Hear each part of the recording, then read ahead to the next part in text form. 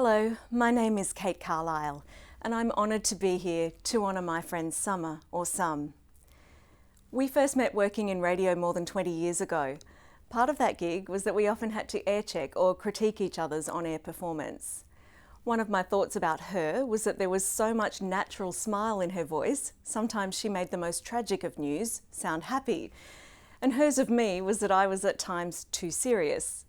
Today, I'll try to keep it light and bright, as Sum deserves to be remembered for that joyful nature which permeated every area of her life.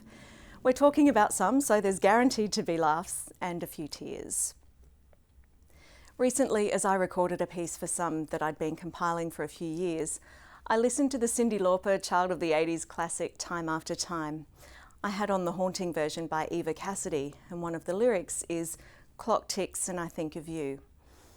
It reminded me that every single shift we worked in news was dictated by every second of every minute of every hour. And here we are, desperate for just a few more seconds, minutes, or hours. When the phone rang and she chirped, "Hello newsroom, this is Summer," I'd look over at her rolling her eyes to imagine the comedian on the other end saying, "Isn't it always summer there on the Gold Coast?" 2000 was a big year. Sum was boss lady in the newsroom at RG Capital Radio, while our fearless leader Tony Bartlett was in Sydney for the Olympics. The newsroom was in overdrive, Sum on air at CFM while I did news for some of our network stations. We sure shared some highs and lows during that time. There was a fierce rivalry, and some of our old bosses have reminded me during this past week that it wasn't always loving. We were so competitive. Our ambition and drive was quite the force. It made us both better journos and ultimately better people with a very special bond we could come to depend on.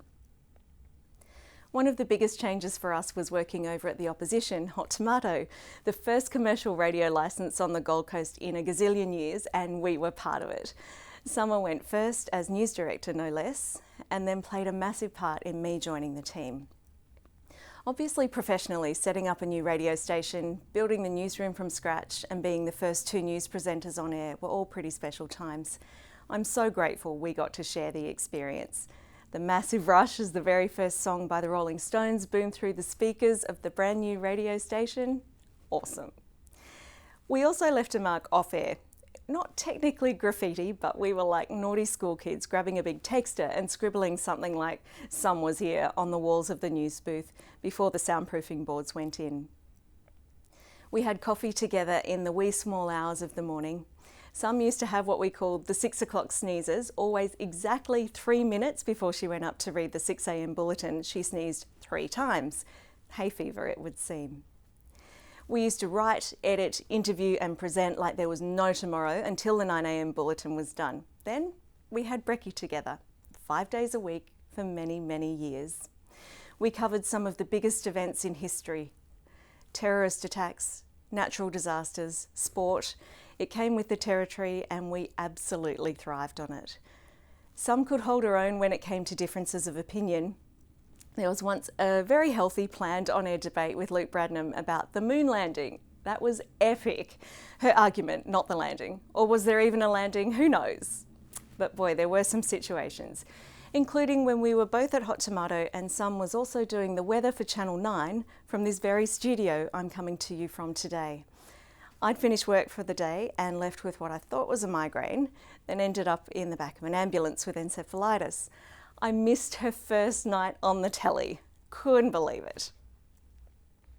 We didn't go to too many events associated with work due to our crazy hours, but one worthy of a mention was the Radio Awards, or the RA Awards, the year Sum was up for Best News Presenter. The anticipation and excitement.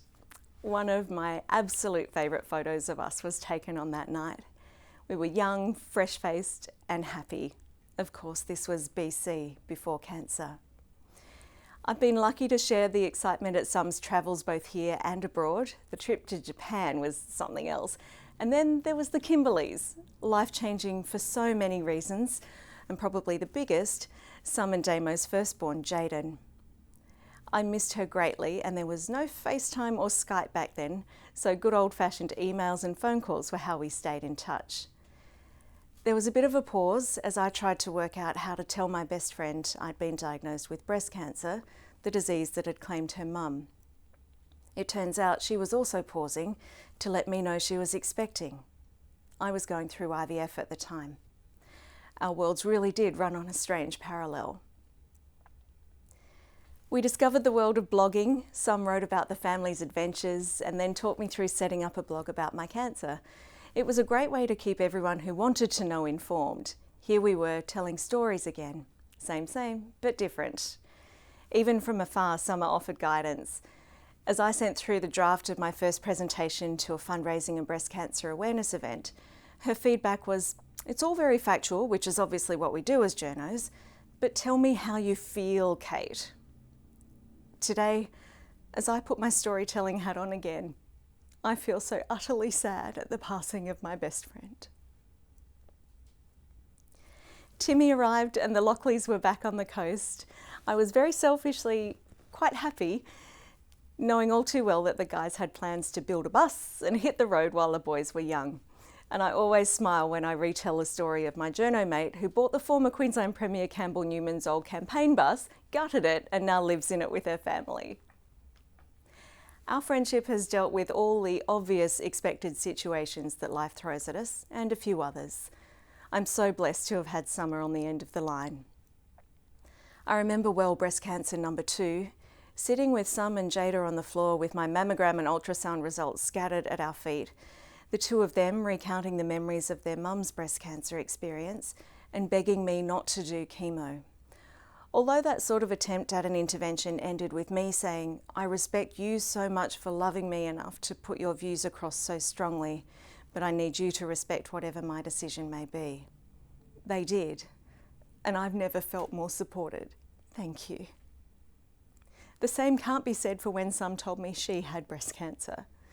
I'd just found out I had leukemia and needed a bone marrow transplant, and we'd been playing phone tag for a few days. Then I get a text simply saying DCIS, the exact same diagnosis I'd been given 5 years previously. I dropped the phone and collapsed to the floor in shock. My dear, dear Sum, with Damo and 2 boys to share this life with. Despite her good prognosis and plans to manage naturally for as long as possible, we both knew this life would never be the same. Just as Summer and Jada had respected decisions regarding my treatment, I was now respecting hers. Summer's going to Germany for treatment has actually given us some great times together. I've loved being her personal Uber to the airport, as selfishly, I had her undivided attention. Skyping from her room high in the attic in the farmhouse near the clinic has also been special. Who would have predicted we would both have a Dr. Weaver looking after us for different cancers on opposite sides of the world? I know Sum was a tremendous support for others who found themselves in similar situations. Summer drove for hours interstate to be at my bedside when it didn't look like I would survive. I truly do know how confronting the transplant unit is and appreciate so deeply that this remarkable lady put aside any difficulties she may have had to be there for me. Sum sat patiently as I drifted in and out of consciousness. She listened intently and respectfully questioned the head of the transplant unit about my situation. Summer filled the room with energy of a different, more powerful kind than that pumping through the machines keeping me alive. We still managed to have a laugh too, especially when she covered my bald head with her luscious Lockley locks. One of the nurses took a photo of that crazy moment. The little gathering we had to celebrate my second celliversary was also very special. I, of course, was so grateful to be able to mark that anniversary, but having some more of the old Hot Tomato crew, my mum and transplant nurses there was a true joy. My speech of gratitude was going just fine until I looked Sum directly in the eye. All of a sudden the words stopped. Summer looked amazing in blue, long healthy hair and a radiant smile. Yet I knew her diagnosis and was overcome with emotion. How is it that I'm here having survived 3 rounds of cancer and a bone marrow transplant? And she was now staring down the barrel of her mortality.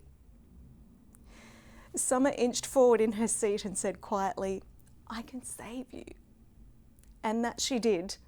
Summer managed to break the awkwardness of my freeze by telling everyone that when she first started in the newsroom at Sea and Gold, I reminded her of Princess Diana and she wanted to be just like me. I never knew that until that moment.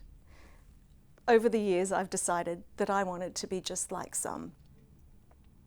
We faced the realities together and reached a beautiful place of acceptance. Sum's dad is well aware of this. When he and I had an emotional chat last week, he complimented me on the way us two girls just got through things together. He used a rugby analogy, which I'm sure, sporting-minded or not, you can all relate to. It was, you just play with what's in front of you. It's all about adjusting tactics. And that's something that Some did particularly well.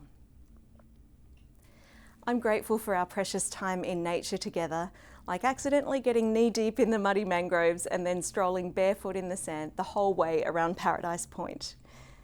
There's a palpable grief and an overwhelming joy that comes with these experiences.